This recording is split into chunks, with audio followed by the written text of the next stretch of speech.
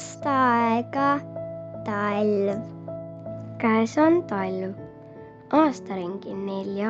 aastaaeg. Sügis on nüüd läbi.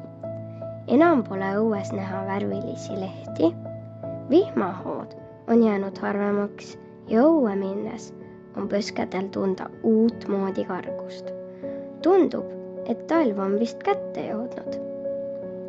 Vihmavarju panime juba kapi nurka rippuma ja ka kummikud jäävad kevadet ootama. Kapist tuleb välja otsida hoopis kindad ja mütsid, sest õues peab olema soojalt riides, et ei külmetuks. Minul on uus värviline kombekas selleks juba valmis pandud, aga vanaisa käib ikka oma vana kasuka ja kulunud viltidega ringi. Väljas langeb juba lumehelbeid, ikka rohkem ja rohkem, kuni kogu maa ongi lõpuks kaetud valge lumevaibaga. Kõik on äkitselt kuidagi teistmoodi, tasa ja vaikne, loodus justkui magab. Rändlinnud on lennanud ära soojale maale. Koduaias käivad külas meie kohalikud talvitujad, Tihane ja Leevike. Hommikuti paneme neile linnumajja teri ning varsti meisterdame vanaemaga koos neile rasvapalle.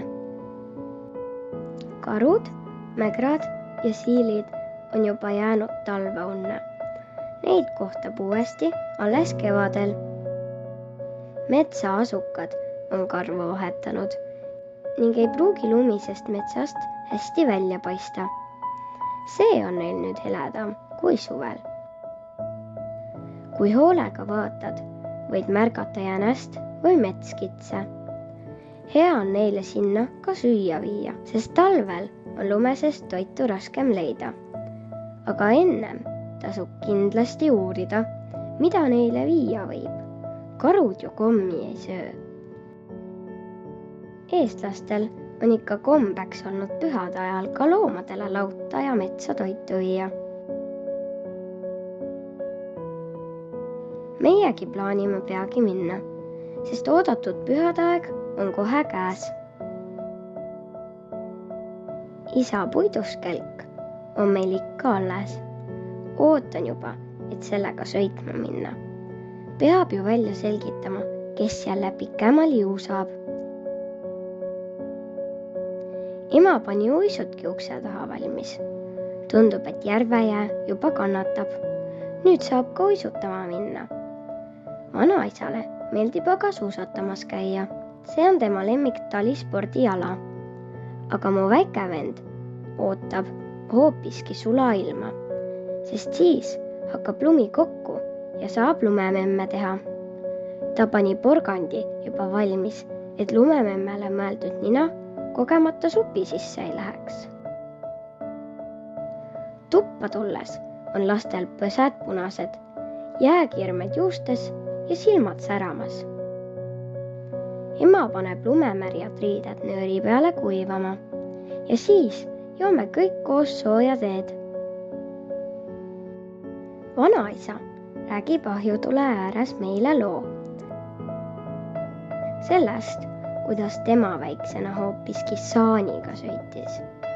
Õues oli kärepakane ja saanil hoog nii kiire, et lund tuskas silma. Saani pandi lambanahad ja õled. Need aitasid sooja hoida. Hobusel olid kuljused kaelas ja nende helinat oli juba kaugele kuulda. Terve päev kelgutades ja lumes mõllates väsitas meid nii ära, et rohkem ma sellest loost ei mäletagi. Ema ütles hommikul, et magasime pärast nagu notid. Ja unes nägin, et lund sadas veel ja veel juurde.